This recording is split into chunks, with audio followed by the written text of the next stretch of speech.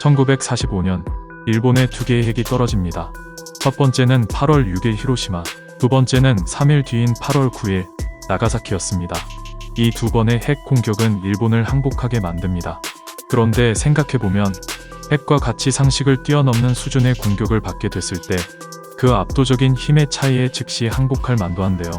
일본은 첫 번째 핵이 떨어지고 9일이나 지난 뒤에야 비로소 항복을 선언했습니다. 그 사이 일본은 한 방의 핵을 더 맞게 됐죠. 그렇다면 일본은 왜 두 번의 핵 공격을 당한 뒤에서야 항복을 선언했을까요?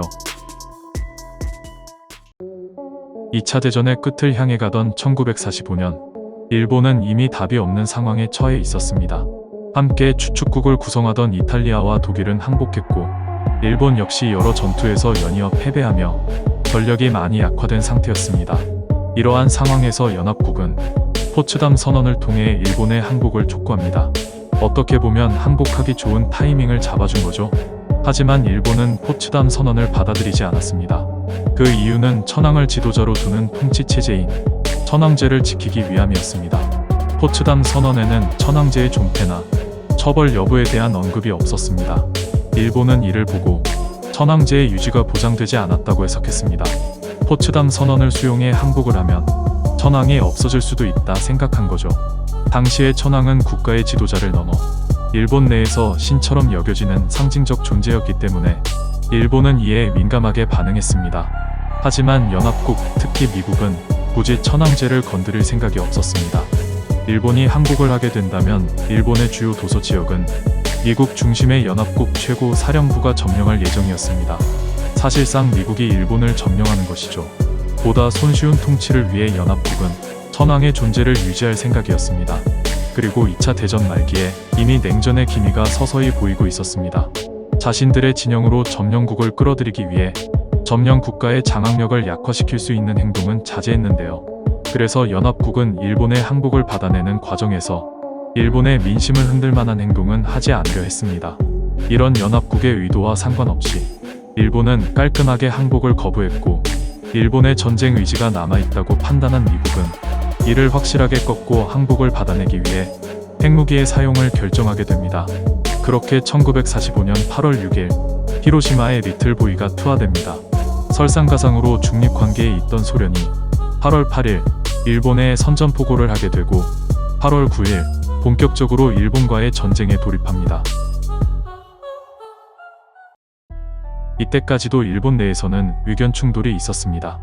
일본 내각과 군부 운건파는 천황제 유지 단일 조건으로 항복하자고 하는 한편, 강경파는 그 외 다른 조건을 걸어 패전국임에도 더 많은 이득을 취하자고 주장했습니다.